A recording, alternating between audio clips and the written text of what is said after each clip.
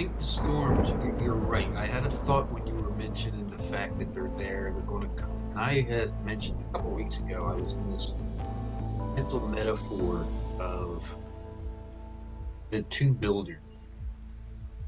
The dude who built his house on the sand and the storm came, and I had a flash of insight that I am a cat who, after a storm, I was not relocating my site.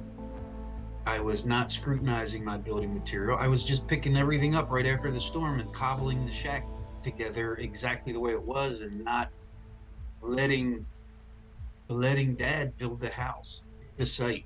Yeah. Like I was rebuilding and cobbling it together.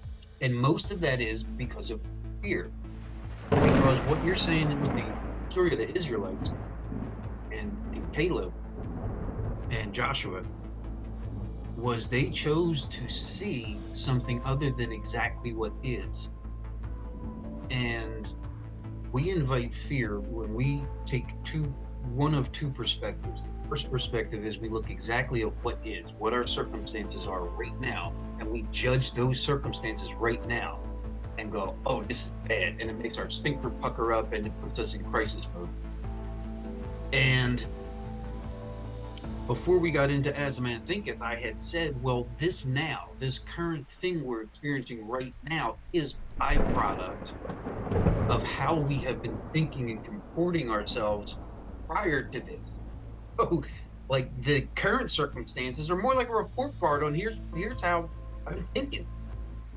And as I am realizing that this has to be exclusively unseen, it has to be a faith that is looking out into the promise. It's a hard piece to just swallow down and choke in, but it's part of the program. Like it,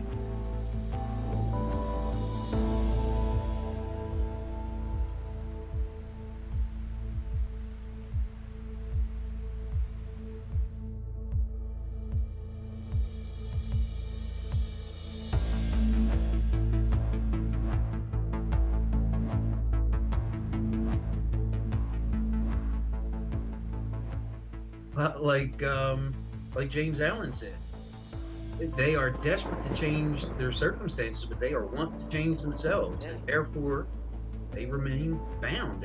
It hurts, and Yeah. you have to go through some form of discomfort to get from here to somewhere else. Yeah. And that is why, Mark, I believe it's so easy to go back to the familiar, because you start growing and then somebody twists your nipples and you're like, I don't like that. I'm going back to here where people aren't twisting my nipples. I don't, that's not good. That's right. And Yeah. and so as soon as the punch comes from growth or the challenge comes, or you have to stand naked in a mirror and look at yourself and go, I don't have anyone else to blame here except this wrinkly sack who's sitting in the mirror. Like he's the guilty one. When you're doing that, that's where the growth choice comes, because it's either a retreat back to comfort, back to familiar, back to I would rather be miserable here but feeling like I know what happens tomorrow than trying to liberate and not being able to connect all the dots. Oh. That's a different that's a Yeah. different understanding of who your shepherd is. Like it's a Wow. different thing. And, Dude. and it's called out. Even after you make the decision, like I made the decision, my training for this sales thing was delayed by a week. So now I'm going like, well, now I've got 2 weeks. Probably going to need another 2 weeks to get sales and money in the pipeline. So now I'm going, can I make the jump? And all of a sudden, I started trying to connect dots that he's not asking me to connect. He hasn't asked me to do that. He's asked me to be on this path. I served that other company well. I finished up what I said I would do. The timing just worked out to where there's this little gap. And this morning I had to get up after that Zoom meeting because my mind was just racing. I had to go out and I took a walk in the woods for about an hour and a half.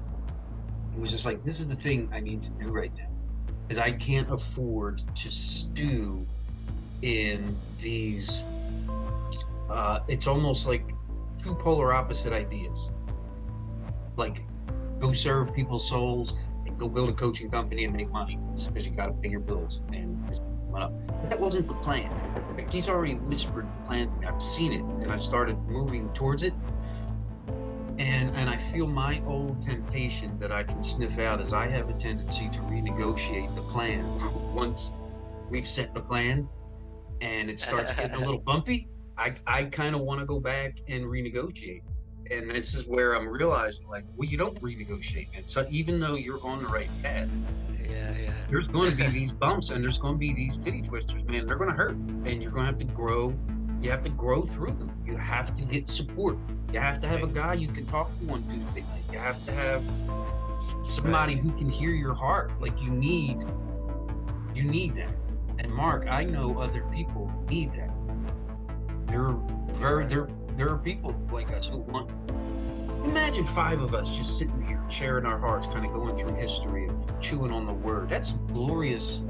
It's just glorious stuff where you can find some love. You can find some understanding. Somebody else who's like, yeah, I kind of get it. I'm feeling it. And I'm walking it.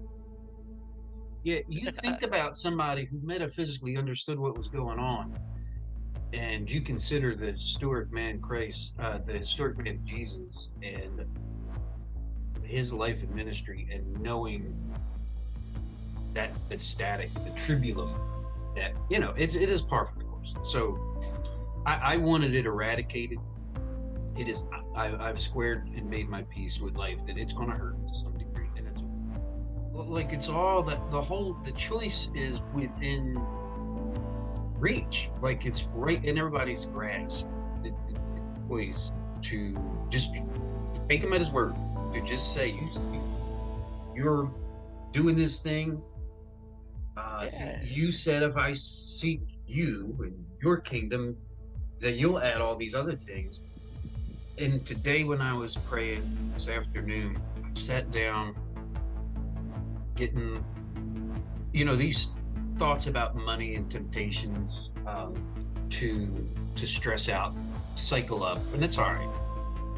And I know that I have a dialogue of truth that I practice. And when I sat down to pray or just get quiet today, I sat down, I just said, Father, and I couldn't say another word. And the thought came to me, like, what do you say to omniscience?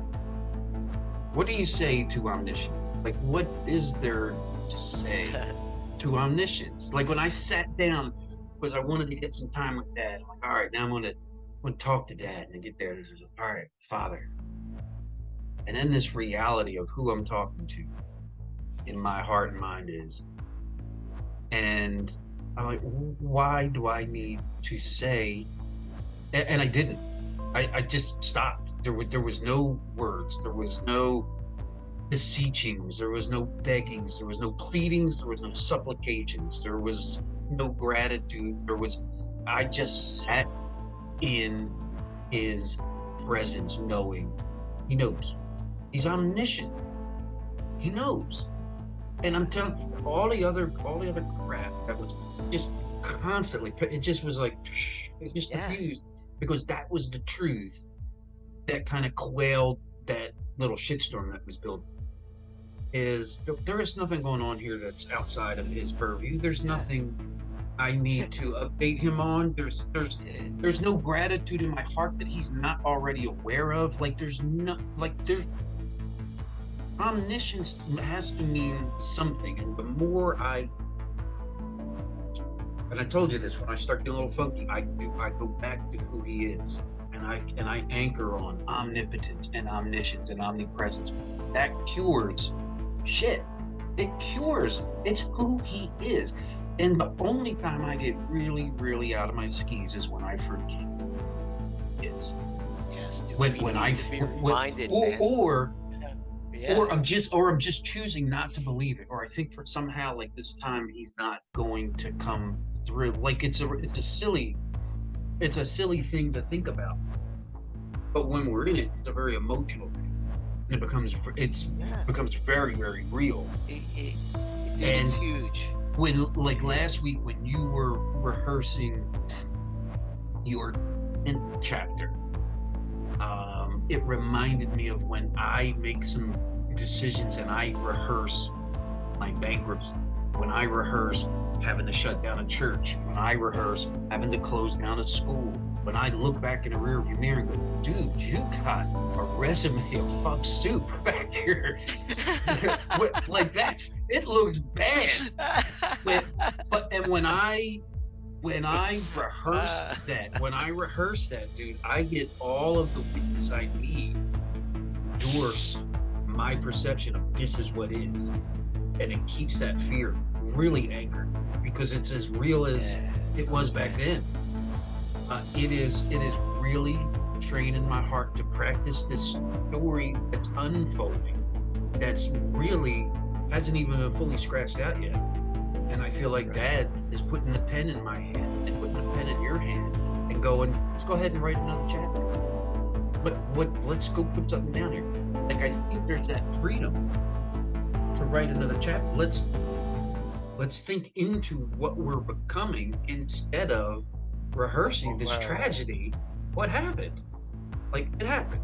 And there was growth that came out of it. And there was a lot of pain that came out of it. And there was change that came out of it. Good. Leave that. And it is the tragedy of rehearsing the past versus this new discipline of rehearsing this better sense that we can walk into.